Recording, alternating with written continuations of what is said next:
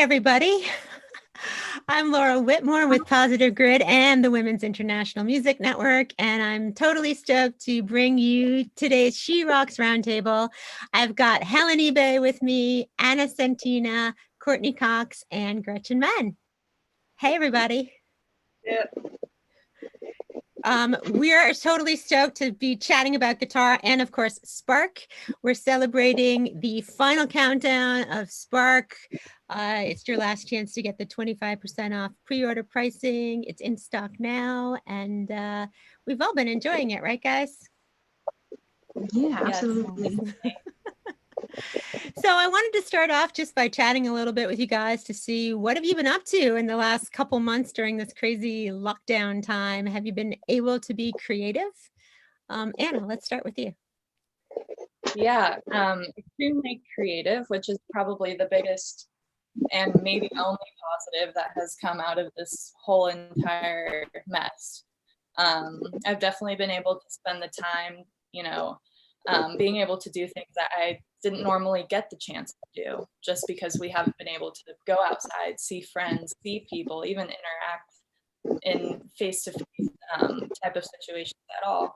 So I've definitely taken advantage of it, been able to write a lot, do collaborations that I've been wanting to do for a long time but haven't been able to. And overall, I've been really grateful to have that be part of my life right now currently with all the negative happening. Yeah, that's awesome to hear that at least there's something positive going on here. How about you, Gretchen? What have you been doing? I've been hanging out at home, which I feel like I didn't think that I traveled that much until I stopped traveling. And then it was like, oh my God, I have not seen my house and my cats this much ever.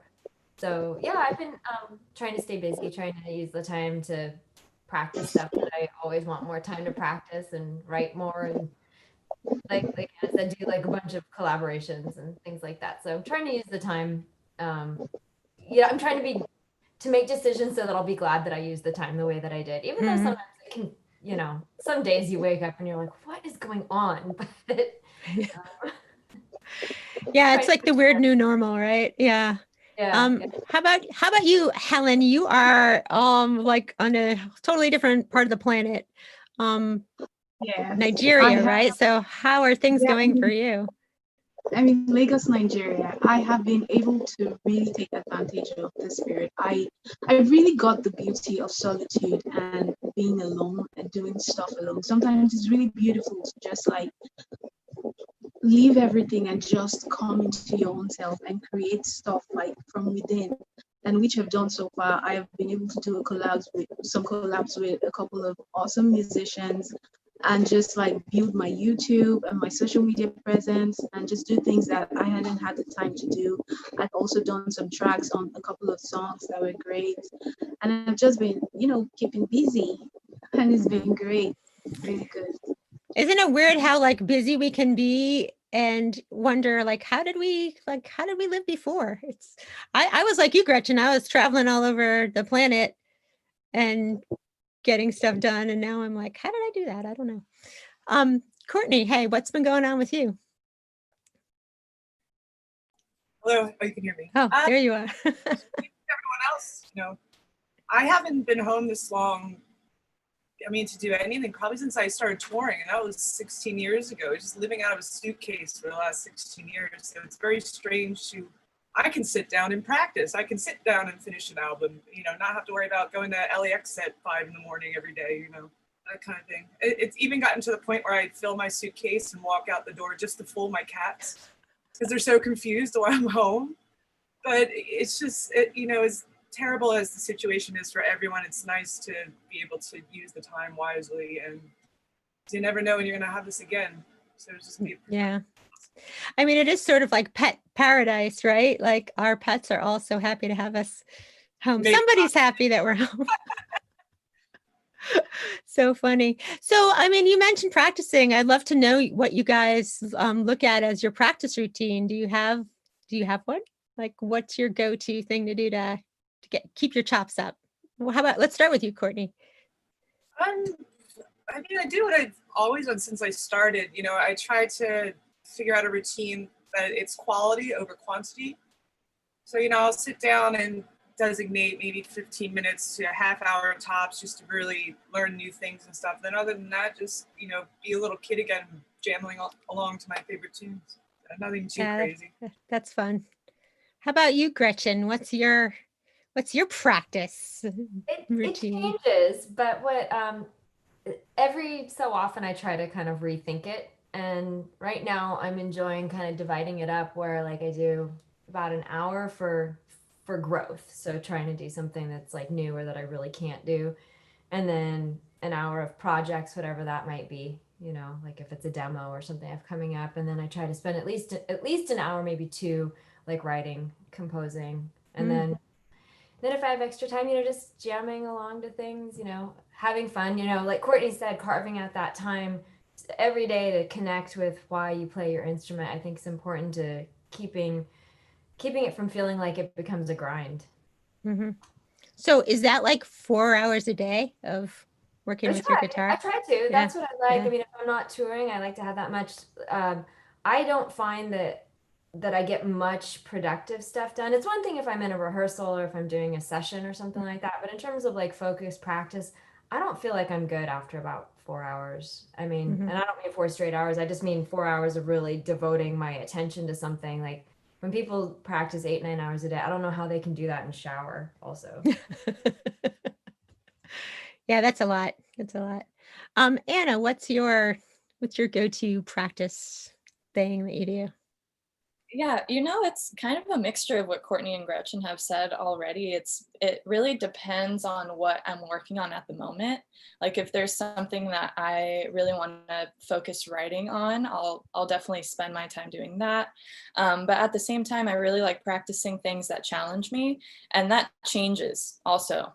Like it, you know, depending on what I'm working on at the time, the projects, if I'm, for example, I was working on something really heavy metal based a few weeks ago, and I was writing for it, but at the same time, I was like, wow, this is really fast. Like what I ended up writing for it. And I was like, okay, I need to get my chops up and like, you know, really practice my speed right now. So that's what I was focusing on a few weeks ago. For the next few weeks, I'll be focusing on more like impromptu jamming. So yeah, it totally depends. Mm-hmm. And Helen, what do you do to keep it going? For me, I don't have a rigid routine. I just like to go with the flow. Sometimes your brain just doesn't work and you're there for like hours and you're not really doing anything. Like Courtney said, it's more like quantity over quality. You can spend like 1 hour doing something and you get a lot than spending like 7 hours or a gazillion hours doing something and you find out that at the end of the day you don't even get anything. You just end up like mentally wearing yourself out. So I like to get inspiration by listening to music. Like I like to discover new artists that I've never heard before and just like listen to different styles and just like get ideas, get concepts, listen to different people that I've never heard, just like be open-minded and just like challenge myself into incorporating like different styles into my practice or my songwriting or whatever it is that I do. So for me, that's just what it is. I like to go with the flow. I'm like a free spirit and just do what I want. Yeah. Well, I want to know, like, who are you listening to now? Who's inspiring you right now? Right now I've been into like bluesy stuff, and Josh Smith has been amazing. Eric Gales is crazy. Songwriting people, I'll say Michael Kiwanuka. He's really good. I don't know if you guys have heard him. And then Jackie Benson has been really good too. And of course, I love smooth jazz like Jackie Benson and Norman Brown, and a few people that I discovered. I can't really remember their names, some of their names, but I've just been listening to like different people, and it's been awesome. Oh, cool. So Helen, I watched your video where you shared the story of your first guitar.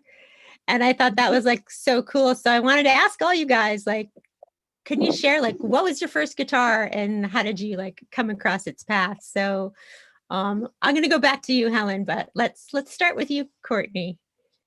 Well, it's about 13, and before I discovered guitar, I played clarinet, the typical band school thing.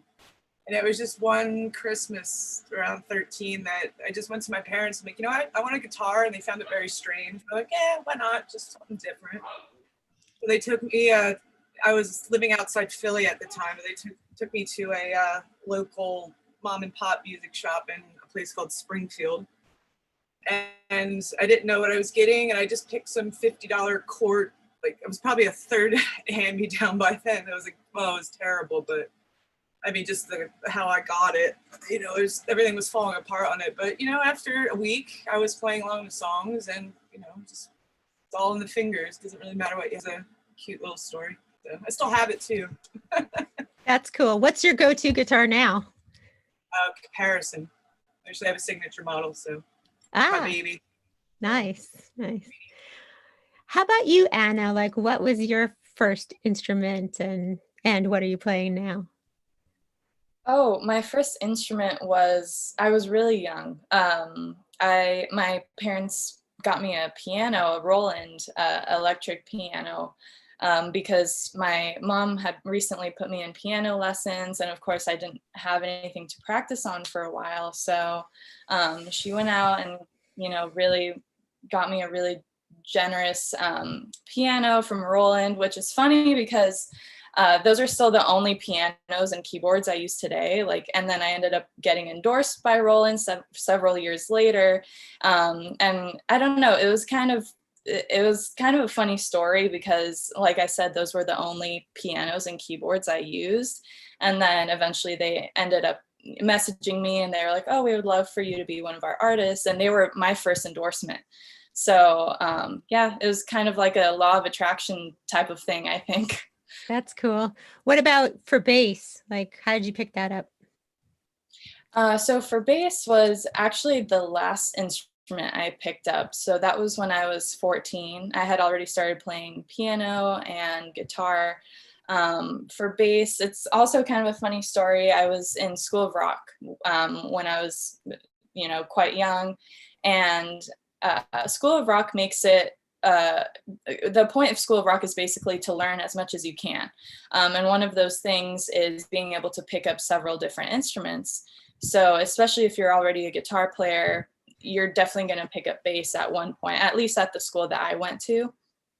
So I was in the house band there, and we were figuring out which songs to play, and for the several gigs that we would play a bunch of times a week.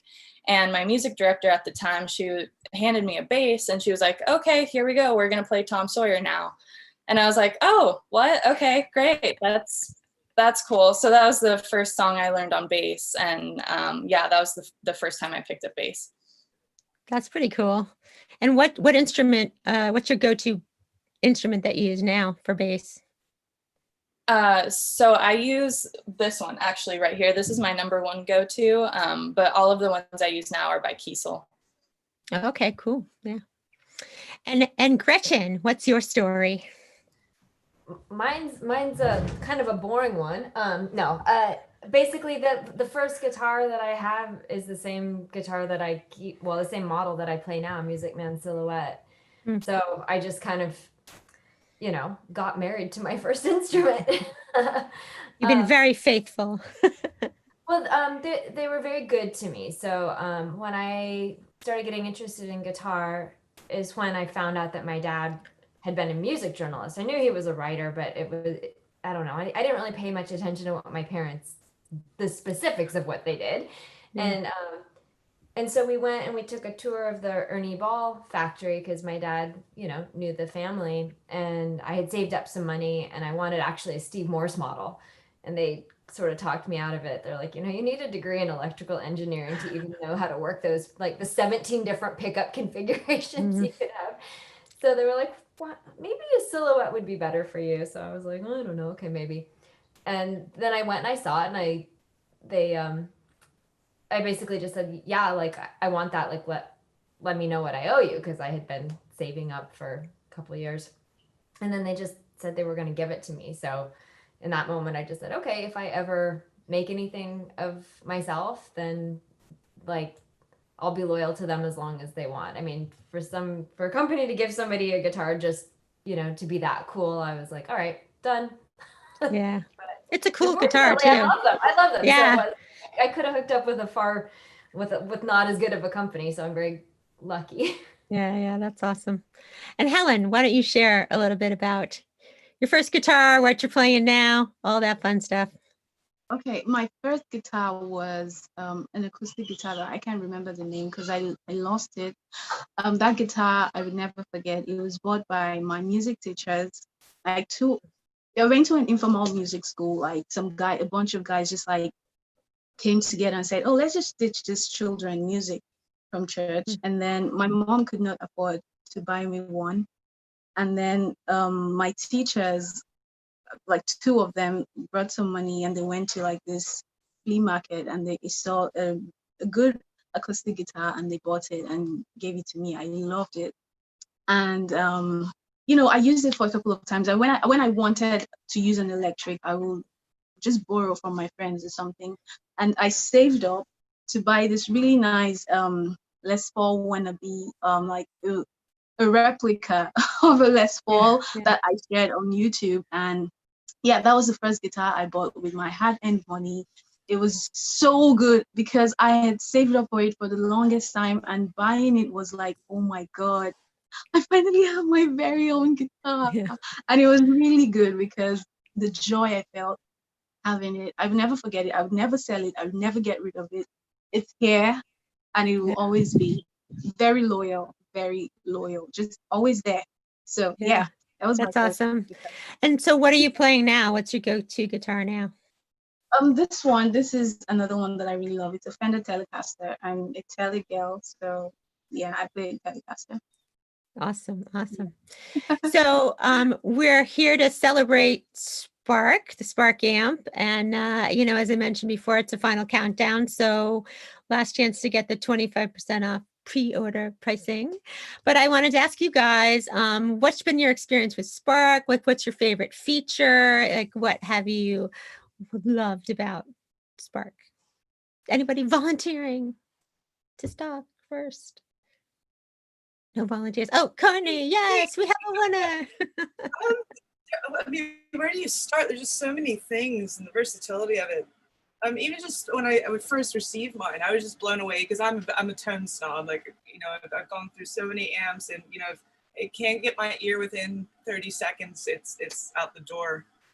That was one of the first things. Like, not even using the app. None of the really cool features. It was just straight off the amp itself. You just dialed it in, boom, out the gate. Then from there, the other thing that really was a big thing for me was the ability to go USB into your DAW recording. Once again, I had no patience to sit there and figure out tweak stuff in Logic, but it was just so convenient just to be able to boop, right USB, you're good to go. Especially demoing and when you can't really blast at half stack. And then, and then diving into the app and little things you can do with that, the jam thing and the drummer thing on it. There's just so many things that really blew me away. And yeah, Awesome. Now, especially at home. Yeah, especially at home, right? It's little Convenient. We're here. Even when we get back to touring, it'll definitely be coming along. So. Yeah, that's cool. How about you, Helen? What do you like about Spark? I think the first thing, obviously, that you've noticed is the design, the way it is built.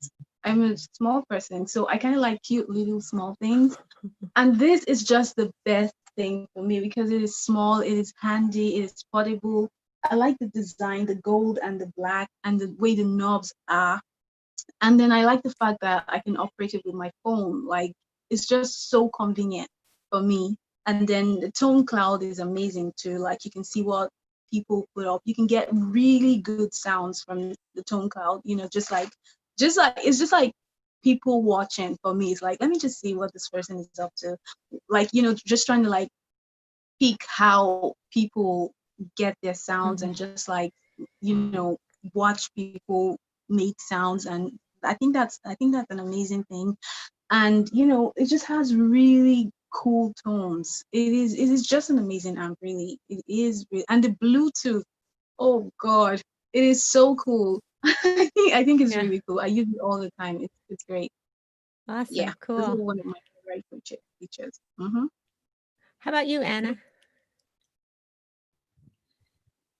So for me, the first noticeable thing was the tone that I got right away. It was crazy. I remember just plugging it in and I was like, okay, I'm using a bass, so I'm gonna have to dial it in and, you know, take some time.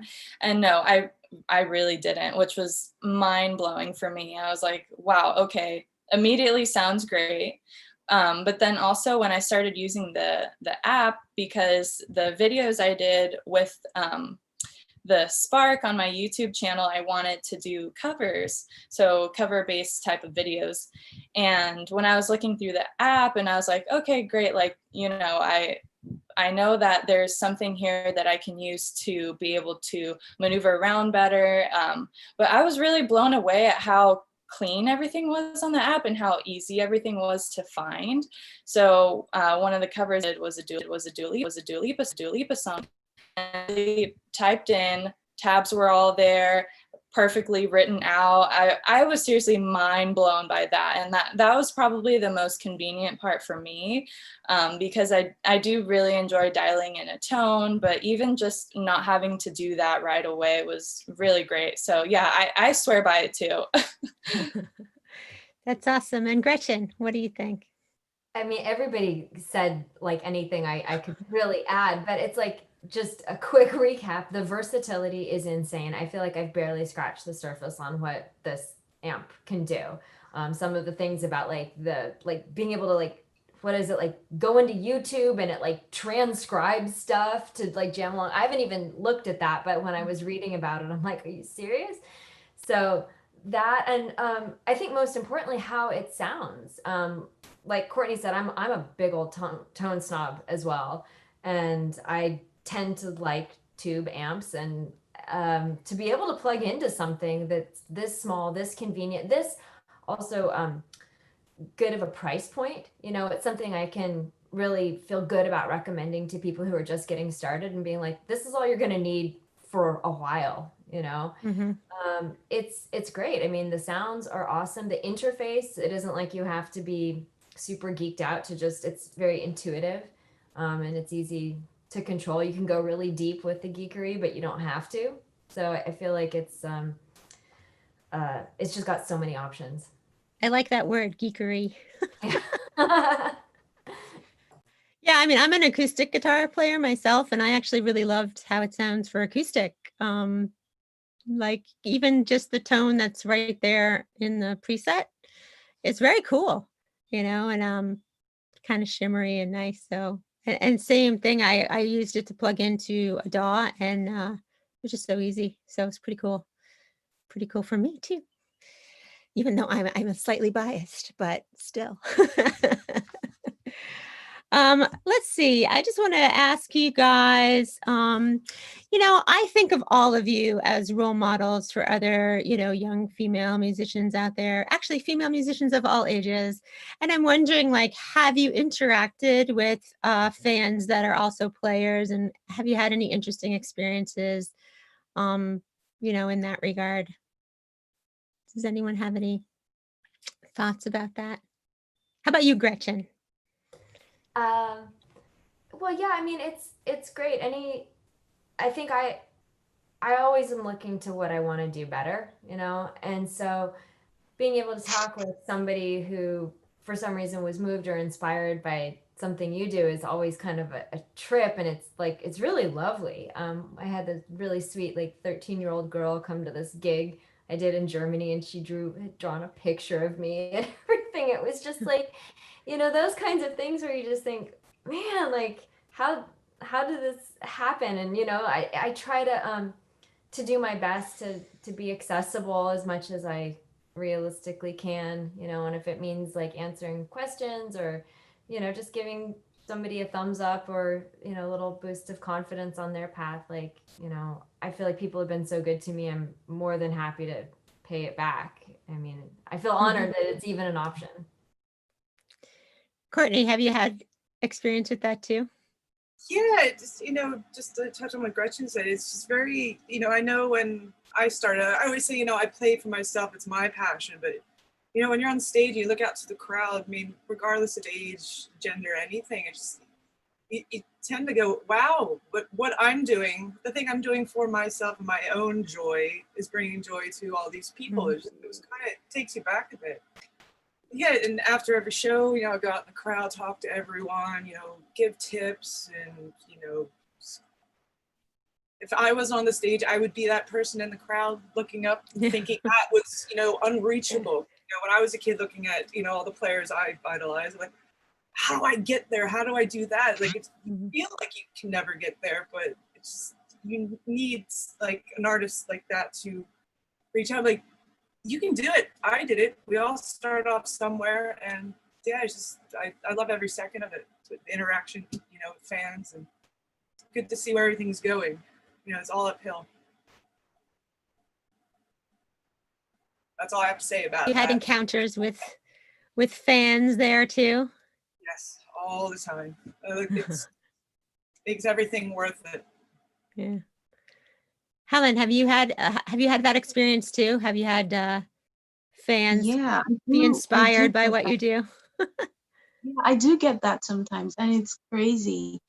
It never gets old knowing that you inspire someone. It's just like this really gratifying feeling that, like Courtney said, no, you're just enjoying yourself, and knowing that by enjoying yourself, you're, making other people happy, you're inspiring them, you're encouraging them.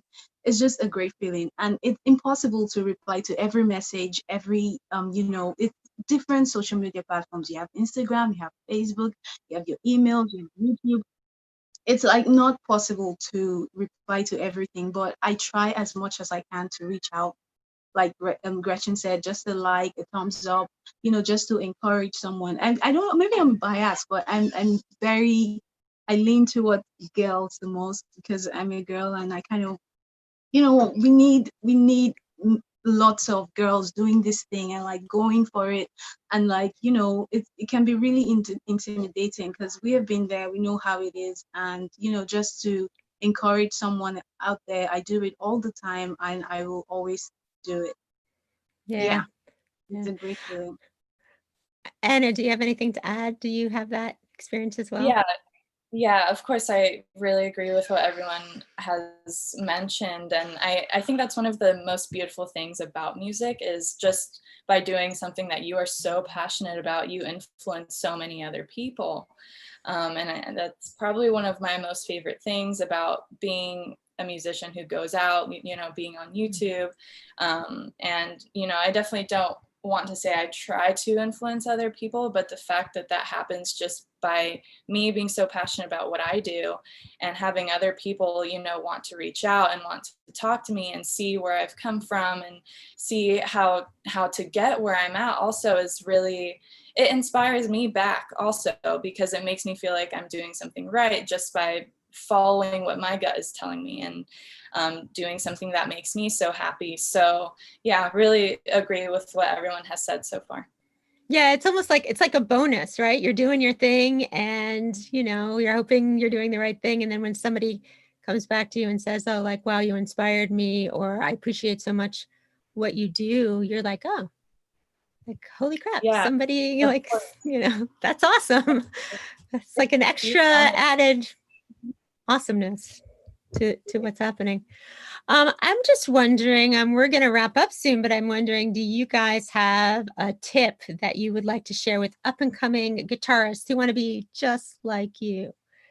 Anna, let's start with you. What's your number one tip for people besides use Spark, but yeah, besides that, as I mentioned like a minute ago, I think if I were to tell myself something several years ago, the most important thing is to trust your gut. I truly feel like, trust your heart, follow your heart, trust your gut, because, it honestly, if the music industry has taught me anything, it's to really just believe in yourself and to go along with what you think is right. So yeah, that's what I would say. Okay, awesome. How about you, Helen? Yeah, I agree. Anna. Totally go for it. Nobody can tell you anything less. Go for it. Do it if you want to do it. You can be way better than anybody that you're looking at. Like there is more to life. There is more to everything. Go for it. Do it. If you work hard, it will show. Talent does not hide. Talent cannot hide. Somehow, somewhere, you would be noticed. You would be found. And you have your own family. You have people that really support you. Somehow you will. If you work hard, it will show. It cannot hide. That's what I would say. Like totally go for it. Whatever your gut is telling you, whatever your instincts are telling you, they're most times right. So do it. Do it. Don't let anyone tell you that. I love that. Yeah. Yeah. I need a pep talk from Helen every day. How about you, Gretchen? What's your tip, Gretchen? What do you think? Well, in total agreement with what was already said, I think just don't compare yourself to others, though it can be very tempting to do so. Be inspired by them, but don't compete. And remember and try to stay consistently aware of what makes you love music, and make sure you devote your energy towards that. There's the opportunity for a lot of distraction in this industry. And I think just trying to always come back to what makes you unique, and to continue to try to find who that is, because we don't need any replicas of other people. We're the only ones who can write our music and who can play our music. That's not to say that the influence isn't there and influence can't be inspiration, but celebrating what makes you unique, I think, is the most powerful thing. Cool. Thanks. And Courtney. See, I love all these. What do you think? I love all these answers, and because usually this question is one of those, even since I started, I dread it all the time. I remember being a little kid that can't wait to get my magazine to get the tips from my favorite players, and it'd be like, practice. I'm like, great, perfect. That tip's a given. Everybody has to practice. To further everyone else's answers, yes, it's all about passion. Even when you come to a bump in the road, you got to remember why you picked up the instrument. What does it do for you? Your joy. Never forget that. And another big thing is you got to learn the business. A lot of people, they'll learn their instrument, and then, I was one of them. I left home 19 to move out to California, and I was so green. I mean, I could play anything. Like, I thought I could play anything. But, if you don't really learn the business and all that side of things, you could be eaten alive, So I definitely learned the business, because especially now with the world of social media and, all this, you're building your brand. You are your own brand. So you really need to be in touch with that side of things. And my biggest thing right now is study as hard as I can, quality practice, and my biggest goal, it's not me Miss Rockstar everywhere, is to go from being known as a player, taking it from guitar player, bass player, I play keyboards, this, blah, blah, to musician. That's my biggest goal. And I think everyone just get up to be known as a musician and focus that way. Don't worry about taking over the world, be a part of it. Because right now, we need music, and the more new music and this and that coming out is just make the world a better place. Awesome. That was a lot. Thank you. See, you had a lot to say. Well, I really want to thank you guys for joining me today. I want to thank Positive Grid for hosting us. Please check out Spark. I think there's a link in the description. You can find out more and get a great deal. And I would just want to thank you guys. Thank you, Helen, Anna, Gretchen, and Courtney. I see Gretchen pointing at the Spark. I got my Spark. All right, guys. Yeah, have a great day. Thanks so much. And take care, everybody. Thanks for having us. Thanks so much. Thanks. Thank you.